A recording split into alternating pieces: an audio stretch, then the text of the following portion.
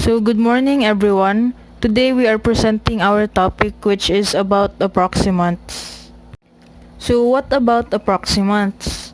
So first of all, they are sounds made wherein one articulator is close to another without narrowing the vocal tract for friction. This means that when you articulate these sounds, the articulators involved in making these are very close to one another, but they don't touch for friction, so they don't need to touch for sound. So this includes two subcategories which are liquids, and it includes L and R, and glides, which are W and the Y sound. So approximants are generally used between a vowel and the consonant sound, most often after stops like blow or brow. And when the first member of its cluster is a voiceless obstruent, the approximant is devoiced. So the examples given are when you use the words dwindle and sweet. So in dwindle, the sound of W, the W sound, is more apparent than when it's said in the word sweet, which is that it sounds lighter and quicker in the word sweet compared to dwindle, where it is thicker and more obvious. So in this slide, we can see in a clearer version the sounds that we listed under the categories earlier. So under liquids, as said before, we have the L and the R sound, and L is an alveolar lateral, that is the place the articulators that are involved, and the R sound is non-lateral. In the glides, meanwhile, there is W, the sound, which is labiovelar, and the Y sound, which is palatal. Now let's go to the changes that occur for these vowels. So for the L sound, this becomes syllabic if used as the final syllable after a sonorant consonant.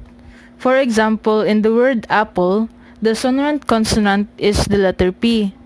And when you say apple, it's pronounced as apple, which means that there doesn't seem to be any schwa if you say it quick enough, apple.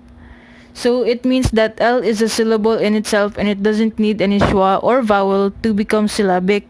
But it can lose this syllabicity if a schwa is added between the sonorant consonant, for example P, and the liquid L. So that's when you say the word apple in this way, apple. So L is not a syllabic because it depends on the vowel before it, the schwa, to be syllabic or to be pronounced.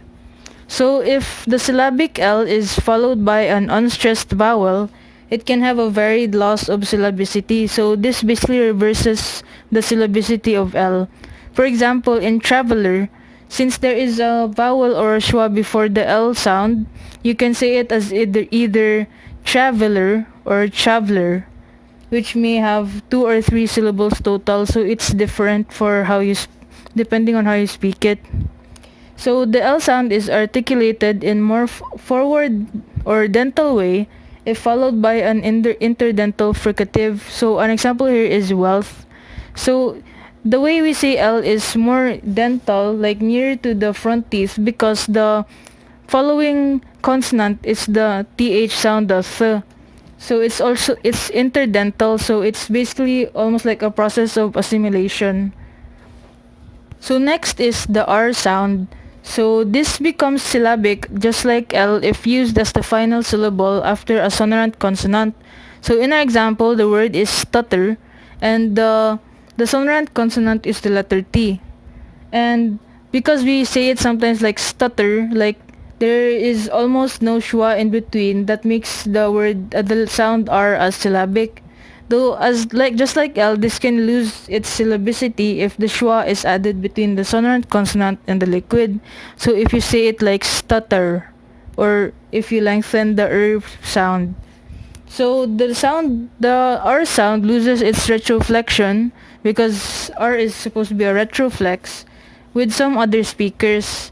So this will be covered in our dialectal variations parts.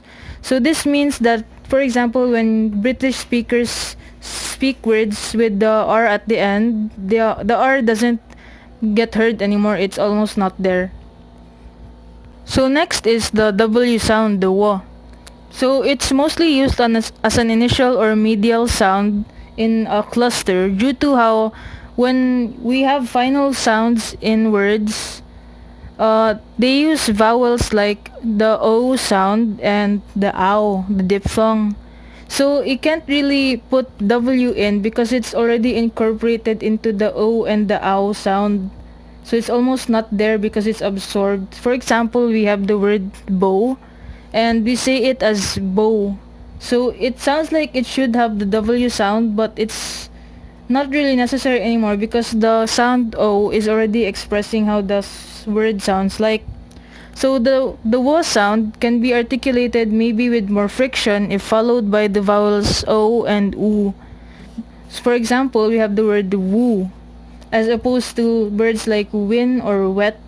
So this means that it sounds a bit thicker and more obvious because it's trying to assimilate to the following vowels, woo and wo, and it sounds almost similar in sound.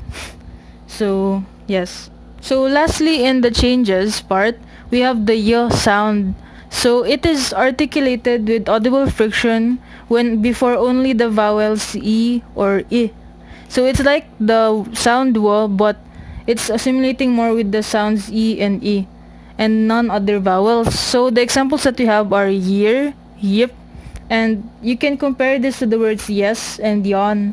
So as just like W, the W sound, it also sounds more thicker and more obvious when assimilating with the vowels E or I compared to the words yes or yawn. So this sound is restricted to appearing before the U sound in initial clusters for some cases. So the example given is music. So now we go on to the next part of the presentation, which is dialectal variations, and this will be explained by my partner. At this point, let us proceed to the discussion of Approximants dialectal variation. The first approximant that we're going to discuss with their variations is the r sound. In British English, the r has no retroflexion. The tip of the tongue approaches the alveolar area in a way similar to that of alveolar stops, but does not make any contact with the roof of the mouth. This is commonly described as a post-alveolar approximant. Besides the difference in production, the distribution of the sound varies greatly. Whereas in AE or American English and other so-called rhotic or artful dialects, such as Irish English, Scottish English, Canadian English, the R sound can occur without much restriction. But in BE, or British English except the southwest of England and in other non-rhotic or R-less dialects, such as in New England and the southern USA, Australia, New Zealand, and Wales, it can occur only before vowels. Thus, we observe differences such as how we pronounce the word car. In BE, or non-rhotic or R-less dialects, it can be pronounced as ka, but in rhotic dialects, it's still car. One of the examples also is the word farm, where in BE we're going to pronounce it as farm, but in rhotic it is farm. When a word ending in is followed by a word beginning with a vowel, we see a linking R in non-rhotic dialects. For example, the phrase the player of the game will be pronounced as player of the game. And another aspect of the R-less non-rhotic dialects is the intrusive R, whereby an is inserted between a word ending in and a following word that starts with a vowel, as in from the phrase Indian Pakistan will be pronounced as India and Pakistan. And one of the example also is the phrase the idea is will be pronounced as the idea is. And also one of the variation is from the African American Vernacular English or AAVE. The R sound may be deleted intervocalically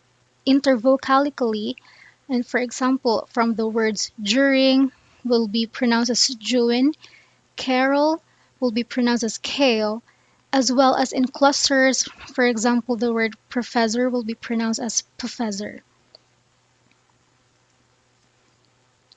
The other liquid alveolar lateral proximant or the L sound also presents appreciable differences among different varieties. While it is customary to see the groupings of dark L and clear L, it can also be called as light or bright in some publications. In referring to both AE and BE, the reality is rather different. In BE, we find the clear L, which is articulated with the tongue tip in contact with the alveolar ridge, resembling an E vowel,